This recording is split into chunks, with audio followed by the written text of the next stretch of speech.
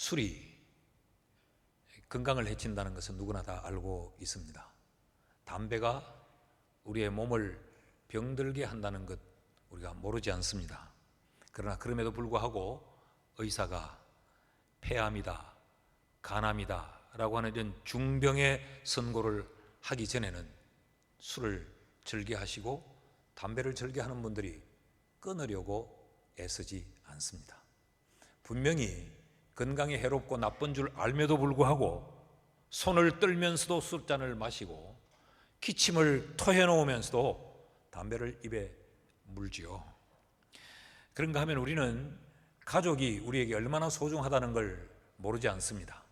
우리의 삶에 가족만큼 소중한 존재가 없다라는 걸 잘 알면도 불구하고 아내와 가족에게 무심하고, 그러면서 반면에 아내와 가족들을 위하여는 시간을 쓰지 않으면서 친구를 위하여서는 시간을 내고 정성을 쏟는 이런 분들도 우리 주변에 참 많지요.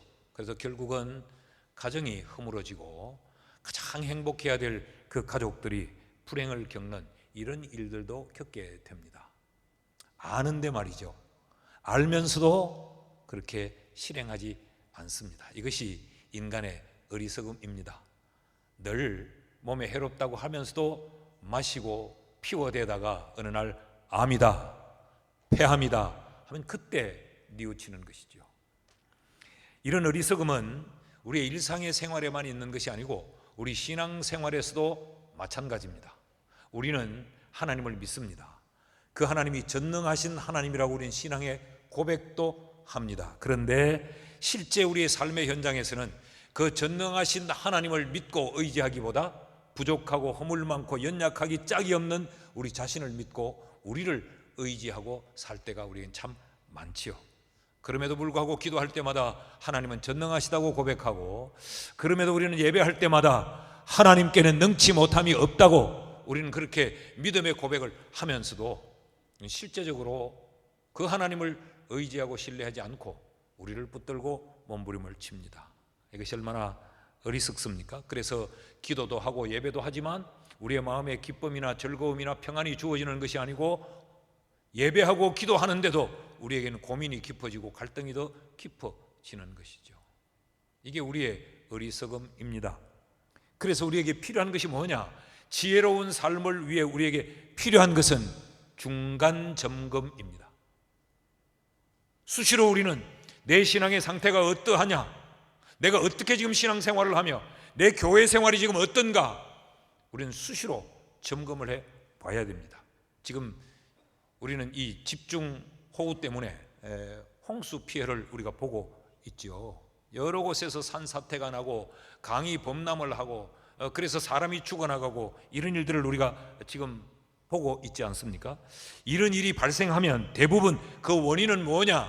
원인은 사전에 점검해 보지 않았다는 것입니다. 이런 일이 일어나기 전에 배수 펌프가 잘 작동되는 거 한 번도 돌려보고 확인하지 않았다는 거죠.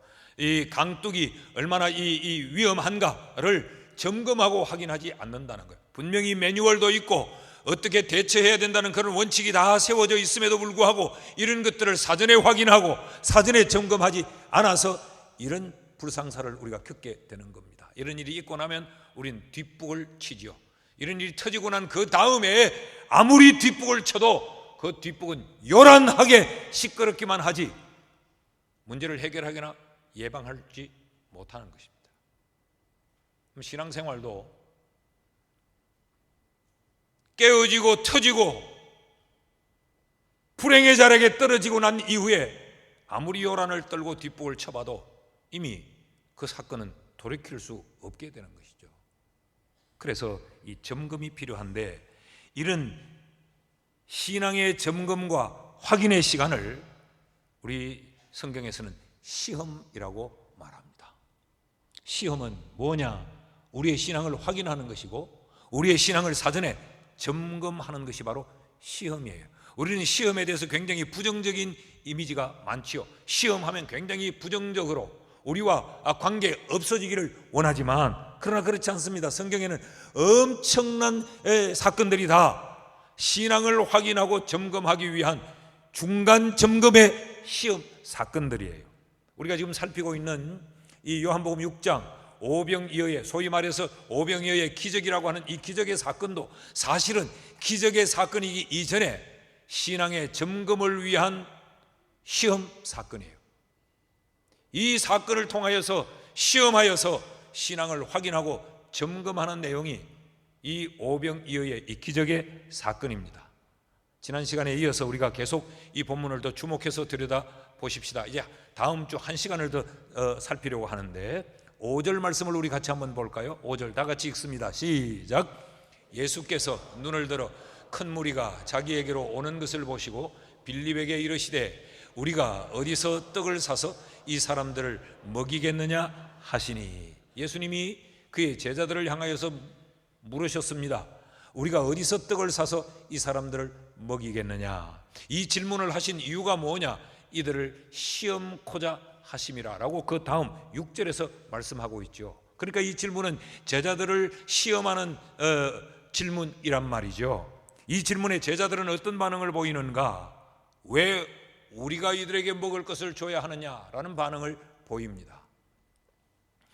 예수님의 질문이 상식적으로 이해할 수 없는 질문이었어요. 왜냐하면 이미 예수님은 이른 아침부터 지금 해가 저무는 이 저녁 시간까지 그 예수님에게 찾아온 많은 무리들에게 복음을 전하고 그들의 이 병든 것을 고치고 치료하는 이 사역을 하루 종일 진행을 했어요. 그리고 지금의 이 시점은 해가 저물어 가는 시점, 일과를 마감해야 될 그 시각입니다.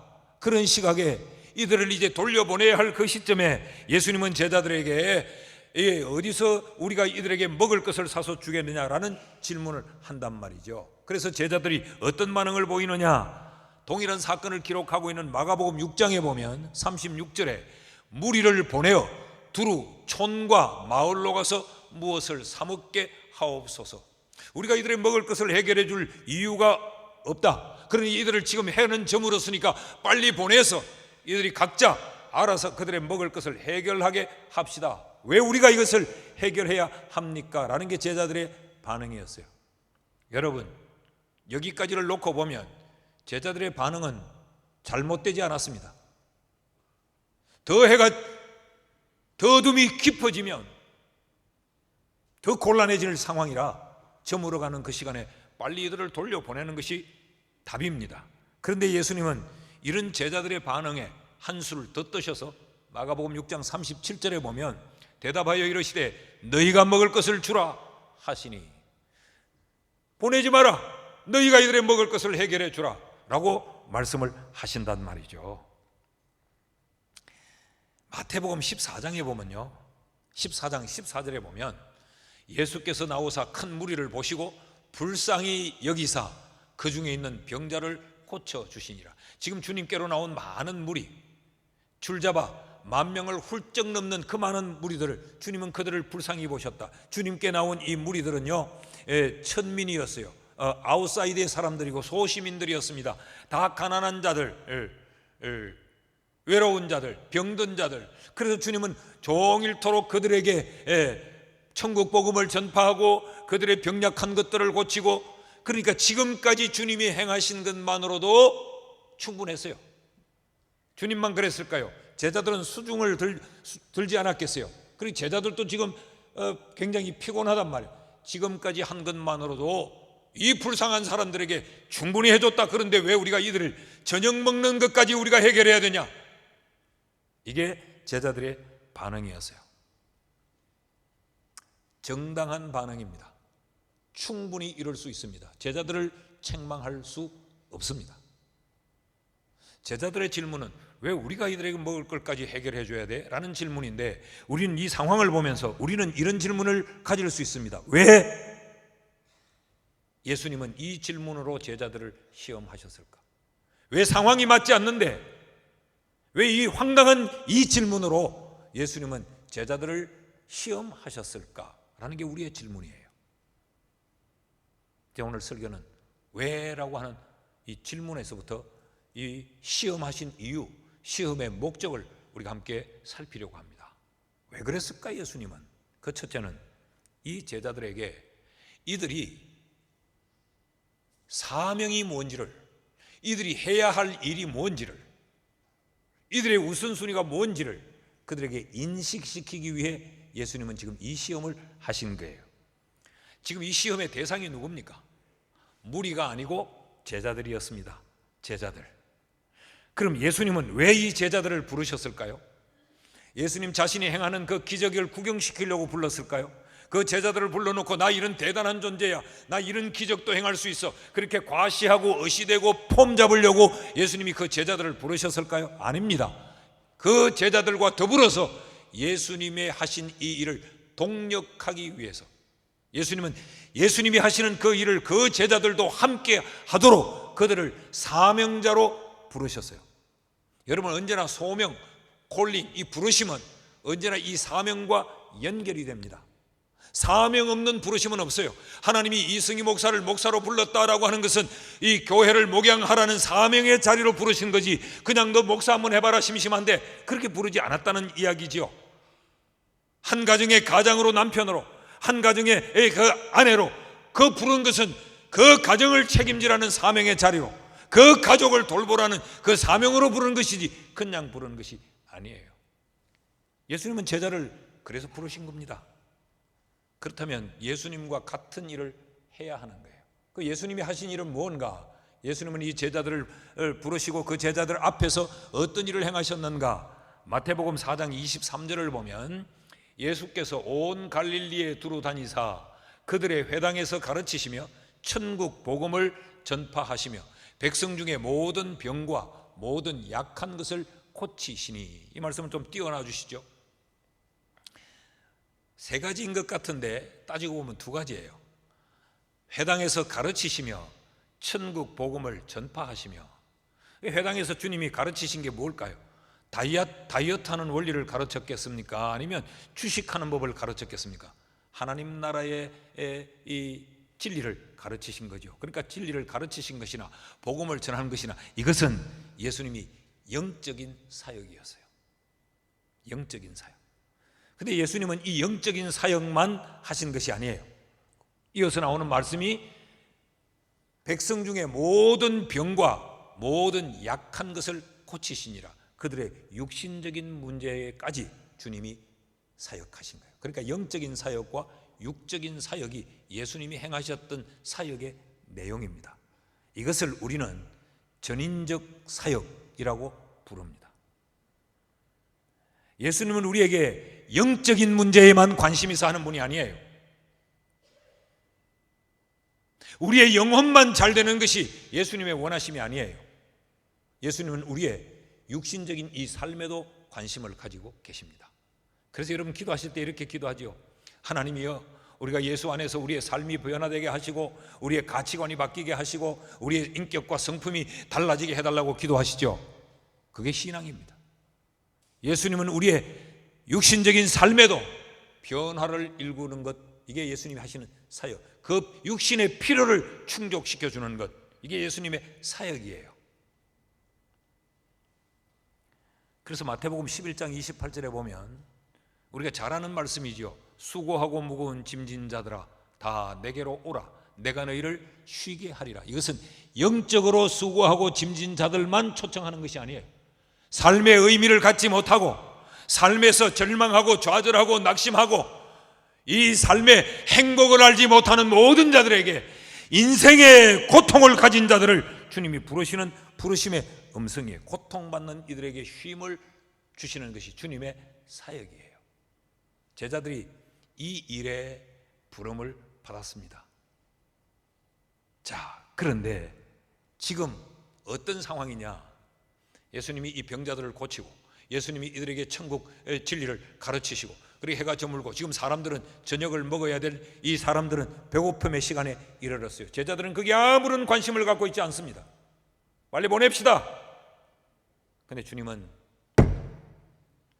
너희의 사명은 이들의 이 문제까지 관심을 가져야 한다. 그래서 제자들에게 이 돌아가야 할 시간에 그들의 배고픔의 문제를 우리가 이걸 어디서 이 사람들에게 사서 먹이게 할 수 있겠니? 라고 이 질문을 던지고 이 문제를 주님이 해결해 주심으로 말미암아 그들에게 아하, 이것도 우리가 해야 할 일이구나, 이 문제도 우리가 관심을 가져야 할 것이구나를 그들에게 인식시키는 거예요. 영적인 필요만이 아니라 육신적인 필요, 그들의 육신적인 아픔도 우리가 살피고 관심을 가져야 한다는 게 주님이 지금 이 황당한 질문을 통해서 그들에게 너희는 누구며 너희들이 관심 가져야 될 것은 뭐며 너희들이 해야 할 일은 뭔가를 주님이 그들에게 인식시키는 것입니다. 여러분, 그리스도인은 예수에 의해 부름받은 자들이죠. 우리가 예수님에 의해 구원받은 자들이죠.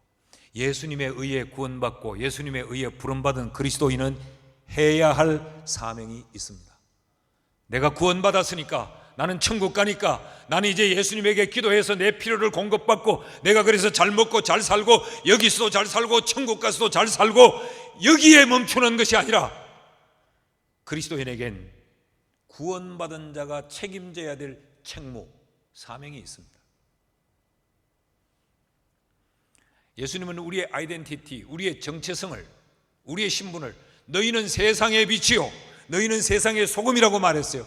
우리가 세상의 빛이요 세상의 소금이라는 말은 우리가 세상에 책임 있는 자다, 그런 이야기예요. 세상을 향하여 너희가 감당해야 될 책무, 책임이 있다는 것이 너희는 세상의 빛이요 세상의 소금이라는 이 의미 속에 담겨져 있는 것입니다. 예수님께서 마태복음의 제일 마지막 장 28장에 예수님이 승천하시기 전에 제자들에게 이런 명령을 하시죠. 마태복음 28장 19절 20절 말씀을 보면요, 그러므로 너희는 가서 모든 민족을 제자로 삼아 아버지와 아들과 성령의 이름으로 세례를 베풀고 내가 너희에게 분부한 모든 것을 가르쳐서 지키게 하라. 볼지어다 내가 세상 끝날까지 너희와 항상 함께 있으리라 하시니라. 여러분, 이 말씀에 어디가 은혜가 되시나요? 방금 아멘 하셨는데 무엇 때문에 아멘 하셨나요? 볼지어다 내가 세상 끝날까지 너희와 항상 함께 있겠다. 얼마나 좋은 말씀이에요. 근데 이 말씀은 왜 주어졌느냐? 모든 민족을 제자 삼고 그들에게 세례를 주고 그들을 가르쳐서 지키게 하라고 하는 이 사명 때문에 주어진 약속의 말씀이에요. 왜 우리를 지키고 왜 우리를 보호하고 왜 우리와 함께 동행하느냐? 우리로 하여금 우리의 사명, 우리의 책무를 감당하라고. 근데 우리는 어때요? 앞에 거는 잘라버려요. 주여 나와 함께 해주시고 세상 끝날까지 보호해 주신다니까 해주이소, 해주이소, 해준다 않겠습니까? 그래서 이 말은 아멘, 아멘 하는데 그때 주님은 우리에게 이렇게 말합니다. 할래? 복음 전할래?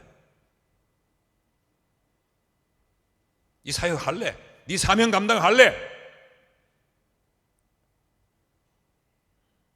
여러분, 제가 이 교회 목사로 부름을 받아 세워져 사명을 감당하는데 제가 교회는 어찌 되든지 말든지 뭐 주일인지 뭔지 모르고 주일날도 나는 등산 가고 뭐 가다가 우리 김대희 목사님 전화하고 목사님 지금 주일 예배 시간 다 됐는데 왜 안 오십니까? 뭐 예배 너희끼리 알아가 봐라 그러나. 난 지금 팔공산 등산 왔다 수태골에. 이러고 있으면 교회가 제 생활을 책임져야 될 이유가 있습니까? 교회가 내게 생활비를 줘야 될 이유가 있냔 말이죠. 제 생활을 교회에서 책임지는 이유는 뭐예요? 내 책무를 감당하기 때문이죠.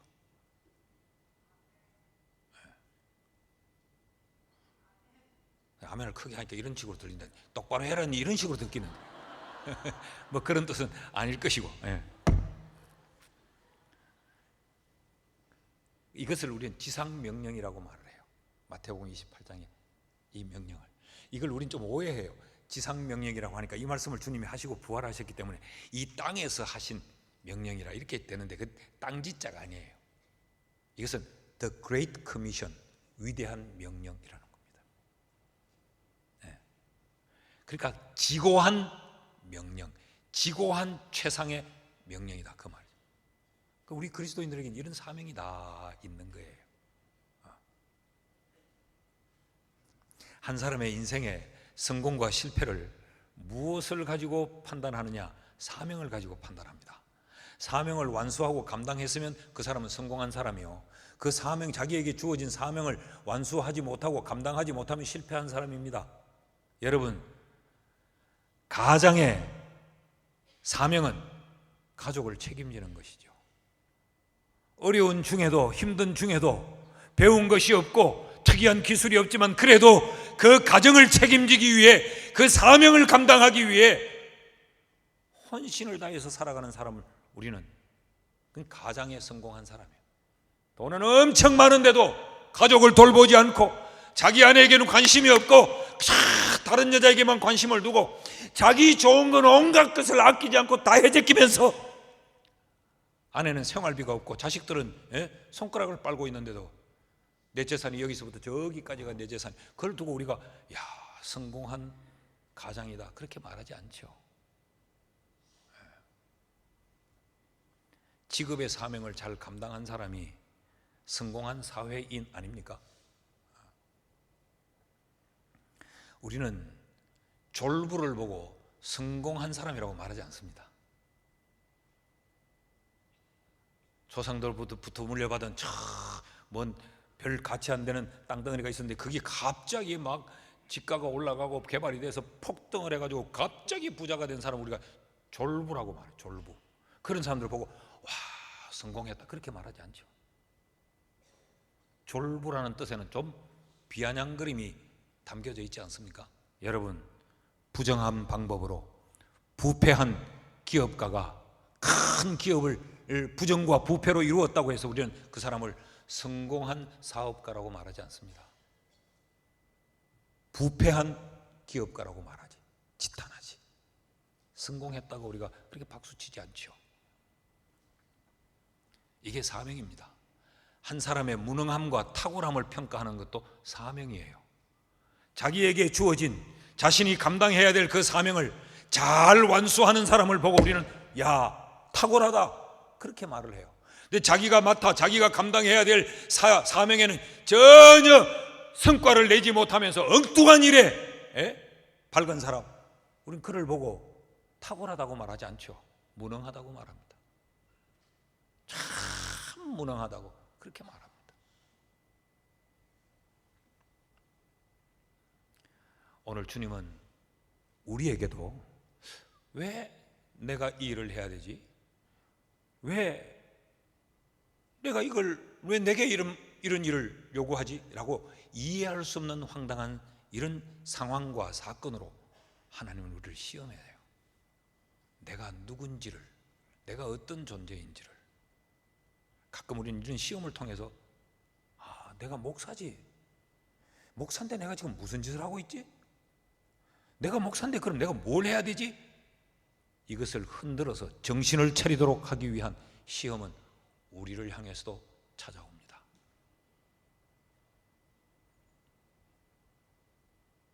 그때마다 왜 나한테, 왜 내가, 그러지 말고 그때 내가 감당해야 될 사명이 뭔지를 발견하는 그런 지혜가 우리에게 있기를 축복합니다. 둘째로, 왜 예수님은 이런 황당한 내용으로 제자들을 시험하셨을까? 그들에게 믿음이 무엇인지를 확실하게 교훈해서 그들로 하여금 믿음의 삶을 살도록 하기 위해 믿음의 인식을 심기 위해 시험하셨습니다. 예수님의 질문에는 제자들이 가질 수 있는 또 하나의 반문이 있습니다. 어떻게 우리가 이 많은 사람을 먹일 수 있단 말인가? 라는 반문이 또 하나 발생하는 거예요. 5절을 다시 한번 볼까요?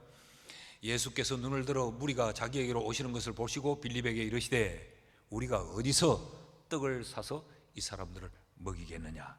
이 질문을 들은 제자들이 왜 우리가 해야 돼? 라는 반문할 수 있을 뿐만 아니라 어떻게 하냐고, 지금 어떻게 이 많은 사람을 우리가 먹일 수 있어? 이런 의문을 가질 수 있습니다. 왜냐하면 마태복음 14장 15절을 다시 보시면 저녁이 되매 제자들이 나와 이르되 이곳은 빈 들이요 때도 이미 저물었으니 무리를 보내어서 저들이 마을에 들어가 자기들이 먹을 것을 해결할 수 있도록 하십시다 라고 지금 말하고 있죠. 빈 들입니다. 먹을 것을 구할 수 있는 곳이 아니에요. 그리고 지금 날이 저물었어요. 그런데 어떻게 그 모인 줄잡아 10,000명이 훨씬 넘는 그 많은 사람들을 어떻게 먹일 것을 구하자고 이 질문을 하시는가? 이게 제자들의 의문일 수 있습니다. 그러니까 제자들이 빨리 보내서 더 늦기 전에 보내서 각자 해결하도록 하십시다 라고 말하는 거죠. 그러니까 이 제자들의 반응은 상황에 대한 상식적 판단입니다. 그렇죠? 상식적으로 생각해 보십시오. 붙들고 방법이 없는 것을 가지고 안 될 것을 가지고 붙들고 고민하고 시간을 끌 게 아니고 한시바삐 보내야 한다. 이것이 제자들이 가진 상황에 대한 상식이었어요. 또 제자들의 또 하나의 반응을 우리는 오늘 요한복음 6장 7절에서 볼 수 있어요. 빌립이 대답하되 각 사람으로 조금씩 받게 할지라도 200데나리온의 떡이 부족합니다. 우리식으로 말하면 그래서 떡 한 조각씩만 이렇게 떼서 먹도록 해도 200데나리온 어치가 필요합니다. 1데나리온이 노동자 하루 품삯입니다. 그러면 200데나리온이면 200일치 품삯 1년 연봉이에요. 요즘으로 계산하면 약 한 2천만 원 정도 될 돈입니다. 여러분 제자들의 지금 형편에는 20데나리온도 없어요. 근데 이 황당한 질문을 주님이 하신단 말이죠. 그럴 때 제자들이 200데나리온의 떡이 있어야 최소한 여기라도 할 수 있게 할 텐데, 그러니까 지금 이들은 계산적 상식으로 반응을 보이는 겁니다. 산술적인 상식으로 딱 계산이 나오잖아. 딱 답이 나오잖아. 2000데나리온이야. 불가하지. 이게 제자들의 반응이었습니다. 그런데 뻔히 이런 상황을 아시는데도 주님은 너희가 먹을 것을 줘라 라고 말씀을 하신단 말이죠. 여러분 이 제자들이 보인 이 두 가지 반응, 상황에 대하여서 상식적으로 반응하는 것, 그리고 그들의 경제적인 조건, 이 계산적 상식으로 반응하는 이 두 가지가 우리가 세상을 살아가는데 우리가 보이는 보편적이고 일반적인 방식이에요. 여러분 우리도 이런 상황을 만나면 대부분 현실을 봐라, 현실을 상식적으로 판단을 합니다. 상식적으로 한번 봐라. 지금 빈들판이야. 해가 저물고 있잖아. 뭘 좀 생각하면 말해. 좀 생각하면 상식적으로 한번 봐. 우리가 보통 이렇게 판단하고 대응하죠.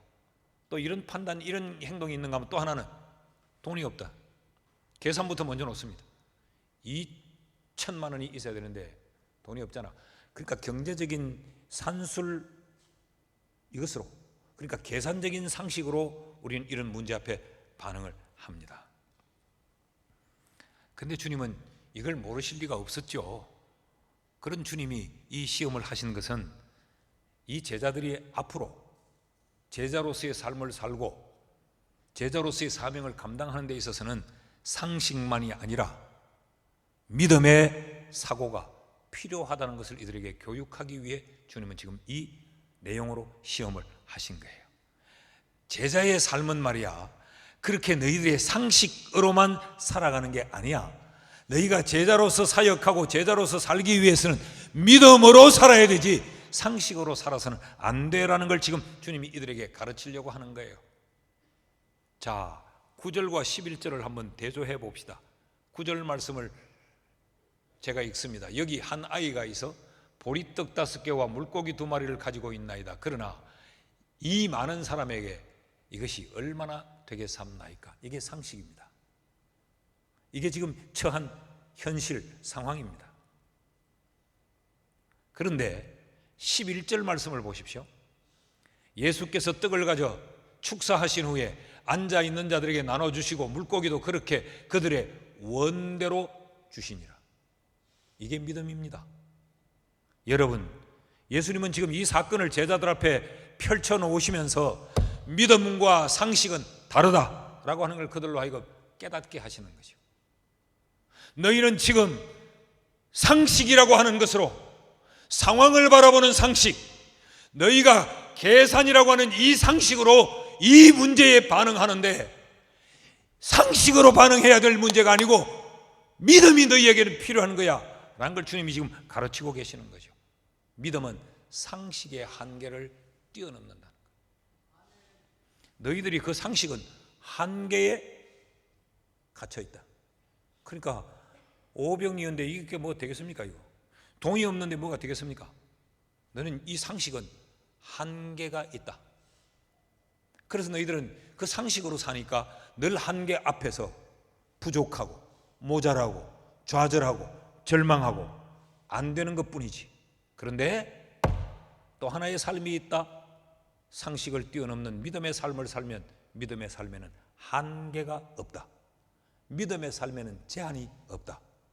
그러므로 믿음의 삶에서는 좌절이나 절망이나 부족이 아니라 원대로 얻고 12바구니와 거두는 이런 넘침의 역사가 나타난다.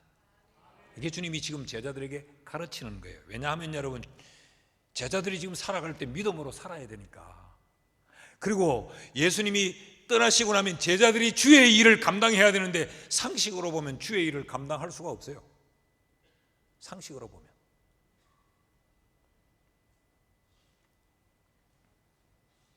여러분, 예수님의 말씀을 기억하시는지요? 마가복음 9장에 나오는 이야기인데, 귀신 들린 자를 아무리 애를 써도 고칠 수가 없어요. 그러니까 주님께로 데리고 나옵니다. 마가복음 9장 22절에 귀신이 그를 죽이려고 물과 불에 자주 던졌나이다. 그러니까 이 상황이 그냥 귀신 들렸다 하고 넘어갈 상황이 아니에요. 귀신이 그를 장악해서 물에도 빠져서 죽도록 하고 불에도 끌고 가서 그냥 불에 타 죽도록 하고, 그 지정신이 아닌 거죠. 귀신이 장악해서 이리저리 끌고 한 인생을 완전히 지금 망쳐놓고 있습니다. 그런데 그 개인만 망침을 당하느냐? 아니죠. 그 가족들은 또 어떻게 됩니까? 물에 가는 걸 못 가게 막아야 되고, 불에 뛰어드는 걸 막아야 되고, 건져야 되고, 온 가족이 무너지는 거 아닙니까? 엄청난 사건이에요. 이런 상황에서 예수님께 와서 이렇게 말합니다. 그러나 당신이 무엇을 하실 수 있거든 우리를 불쌍히 여겨서 좀 도와줘 보십시오 라고 말을 합니다. 그럴 때 예수님께서 이어지는 23절 말씀에서 같이 읽어요. 시작. 예수께서 이르시되 할 수 있거든이 무슨 말이냐? 믿는 자에게는 능치 하지 못할 일이 없느니라 하시니. 이 말이 무슨 이야기입니까? 믿음에는 한계가 없다는 겁니다. 인간의 상식에는 한계가 있다. 그래서 너희가 해결하지 못했다. 그런데 믿음의 세계는 믿는 자에게 능히 하지 못할 일이 없느니라. 믿음의 세계는 한계가 없다. 그러므로 너희는 어떻게 살아야 되느냐? 상식의 한계에 갇혀서 살 것이 아니고 상식의 한계를 뛰어넘는 믿음의 삶을 살아야 한다. 이게 주님의 가르침이에요. 이걸 가르치기 위해 주님은 지금 이 시험의 질문을 그들에게 던지고 있는 것입니다. 그리스도인은 어떤 자냐? 믿음을 상식으로 여기고 사는 자예요. 근데 신앙이 없는 사람들은 상식을 믿음으로 여기고 삽니다. 우리 교인들도 많이 혼동하고 착각하는 것이 뭐냐 하면 상식을 믿음화 해버리는 겁니다. 그래서 늘 환경을 보니까 빈들이잖아. 여기는 해가 저물었잖아. 돈이 없잖아. 그러면서도 하나님을 믿는다고 말합니다. 그러면서도 예배하러 가자고 말을 합니다. 예배 와서 말씀을 듣고 찬양하고 기도하고 전능하신 하나님께 부르짖고 돌아나가면서 상식으로 삽니다.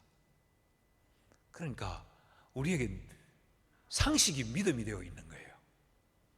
주님이 이것을 교정하시는 겁니다. 아니야. 그건 세상 사람들이 사는 거고 그리스도인은 믿음을 상식으로 여겨야 된다. 세상은 이해하지 못하지만 너희는 믿음이 상식이 돼야 한다. 그래서 그리스도인에겐 기적이 아니고 기적이 상식입니다.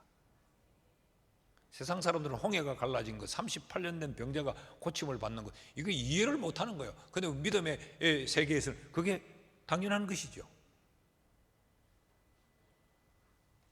묻습니다. 믿음으로 사십니까? 상식으로 사십니까? 우리는 교회 일을 하면서도 상식으로 하려고 덤비는 사람들이 참 많아요. 늘 상식으로. 그러니까 늘 한계 앞에 멈추었으니까요. 믿음으로 살면 한계가 없어요. 역사는 상식이 만드는 것이 아닙니다. 상식은 위대한 역사를 만들 수 없습니다. 모두가 상식에 붙들려 있을 그때에 어느 한 사람이 믿음을 붙들고 일어서서 위대한 역사를 만드는 거죠. 그럴 때 상식이 믿음을 공격합니다. 허황하다고, 헛소리라고, 저거 속이는 거 아니냐고, 저 따라가다가 골병 들을 거 아니냐고. 그러나 결국 누가 역사를 만드느냐? 믿음이 역사를 만들지 상식은 역사를 못 만듭니다.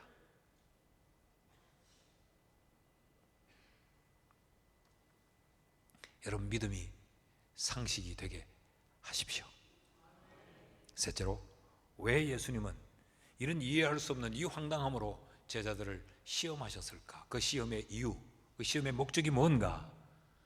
그들이 누구인지, 그들이 해야 될 일이 무엇인지를 그들에게 인식하기 위해, 사명의 인식을 위해 시험하셨고, 또 그들에게 상식으로 살지 말고 믿음으로 살아야 하기에 믿음을 인식시키기 위해 시험하셨을 뿐만 아니라 믿음으로 말미암는 역사가 무엇인지를 그들에게 가르치기 위해 시험하셨어요. 다시 한번 예수님의 물음을 봅시다. 5절 말씀을 다시 보면 예수께서 눈들어 무리가 자기에게로 오는 것을 보시고 빌립에게 이르시되 우리가 어디서 떡을 사서 이 사람들을 먹이겠느냐 하시니. 주님의 질문은 이거죠. 어디서 떡을 살 수 있겠니? 라는 질문입니다. 어디서? 그러니까 제자들은 그 어디서를, 빌립은요 7절 말씀을 보면 빌립이 대답하되 각 사람으로 조금씩 받게 할지라도 200데나리온의 떡이 필요합니다. 근데 어디서? 자신의 돈지갑에서 그 문제를 해결하려고 한 거예요. 자신에게서. 나 가진 게 없는데요, 우리 돈이 없잖아요. 자신에게서 그 문제를 해답을 찾으려고 했습니다.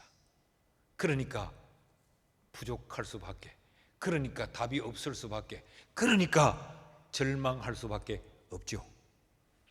그럼 안드레는 어떻게 했느냐? 8절 9절에 안드레의 또 하나의 반응을 우리에게 소개하고 있는데, 제자 중 하나 곧 시몬 베드로의 형제 안드레가 예수께 여짜오되 여기 한 아이가 있어 보리떡 5개와 물고기 2마리를 가지고 있나이다. 그러나 그것이 이 많은 사람에게 얼마나 되겠삼나이까? 이 안드레는 빌립보다는 조금 더 나아 보입니다. 어디서 그러면 찾지 하고 찾으러 나갔어요. 그 찾으러 나간 것이 어디냐? 거기에 모여있던 무리들입니다.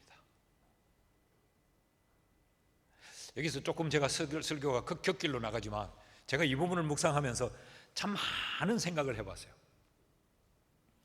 아마 안드레가 이랬겠죠. 혹시 여기 뭐 먹을 거 있는 사람 있습니까? 그리고 이제 찾으러 다녔겠죠.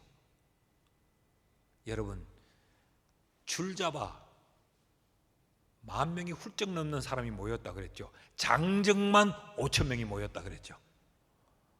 그들에게서 안드레가 뭐 어떻게 먹을 거 좀 있느냐고 찾아왔는데, 안드레가 찾아낸 것은 어린아이 도시락입니다. 아이는 내놓을 줄 알았는데 어른은 내놓지 못해. 누가 어른이요? 그러면서 어른이네 하는 거죠. 그러니까 지금 이 안드레는 어디서 해답을 찾으려고 하는가 하면 현장에 모인 사람들에게서, 빌립은 자기에게서 해답을 찾으려고 한 반면에 안드레는 다른 사람들에게서 해답을 찾으려고 한 것이죠. 빌립의 행동과 안드레의 행동이 다른 것 같지만 결국은 같습니다. 사람에게서 답을 찾으려고 한 겁니다. 사람에게서. 그러니까 오병이어 이것밖에 없는데요, 부족했지. 그러니까 답이 없습니다 라고 말할 수밖에 없지요. 그러니까 절망하게 되는 거죠. 이때 예수님의 말씀을 보십시오. 마태복음 14장 18절에는 요한복음에 없는 하나의 기록을 넣어뒀는데 이르시되 그것을 내게로 가져오라 하시고, Bring them here to me. 그것을 내게로, 여기로 가져와라. 이걸 더 줄이면 이런 이야기입니다. Bring to me. 내게 가져와. 그런 이야기입니다.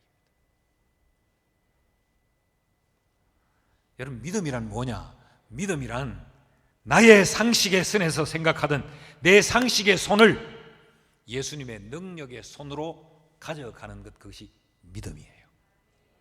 상식은 내게서 답을 찾으려고 합니다. 사람에게서 답을 찾으려고 합니다. 그러나 믿음은 주님에게서 답을 찾으려고 합니다. 그랬더니 11절 말씀을 다시 봅니다. 예수께서 떡을 가져 축사하신 후에 앉아있는 자들에게 나눠주시고 물고기도 그렇게 그들의 원대로 주시니라. 주님께로 가져가니까 원대로 주세요. 그럴 뿐만 아니라 13절을 보시면 이에 거두니 보리떡 5개로 먹고 남은 조각이 12바구니에 찼더라.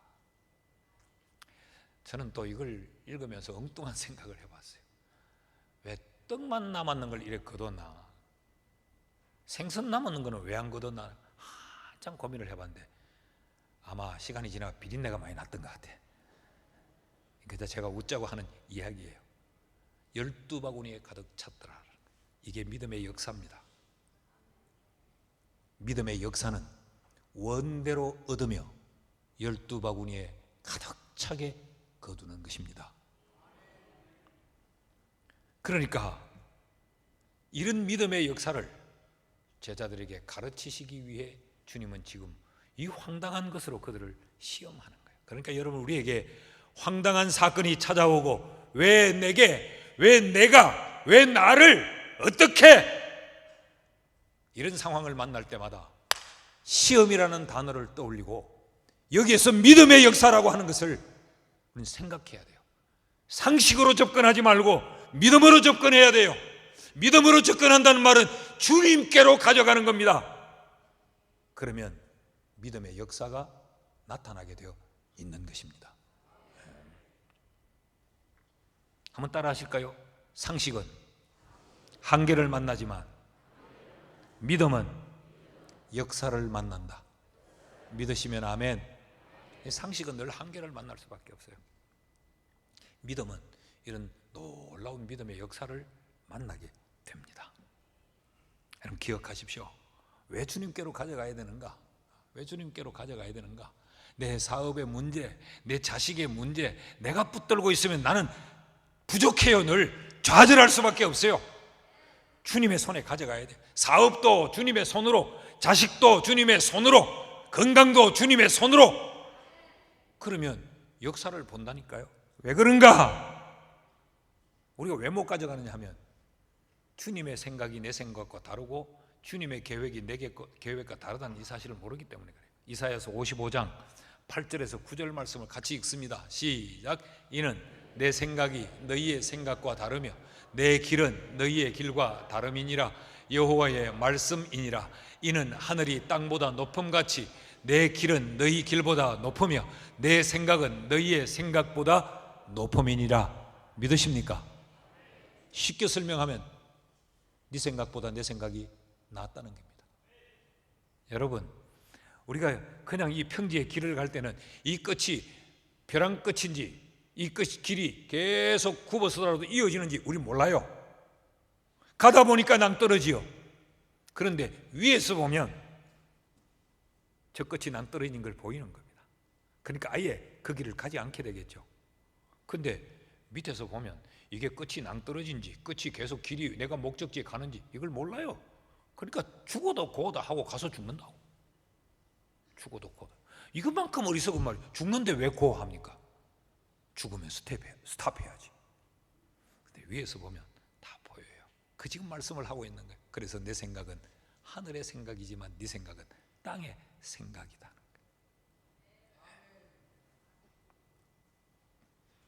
그러므로 여러분, 우리 모두가 오늘 이 말씀으로 우리의 믿음, 우리의 신앙생활을 다시 한번 점검해 봅시다. 우리 이런 말 하죠. 터지고 붉은 물지 말고, 터지고 뒷북치지 말고 사전 점검을 해보자고요. 사업이 더 내리막길로 치닫기 전에, 자식들이 더 황폐해지기 전에, 내 신앙이 더 바닥으로 치닫기 전에 오늘 이 말씀이 하나님이 우리에게 주시는 시험의 말씀으로 받아들여서 지금 점검해 봐야 됩니다. 지금. 그래서 우리 모두가 상식으로 사는 자가 아니고 믿음으로 살아서 그 믿음으로 말미암는 역사를 경험하는 믿음의 승리자들이 될 수 있기를 주의 이름으로 축복합니다.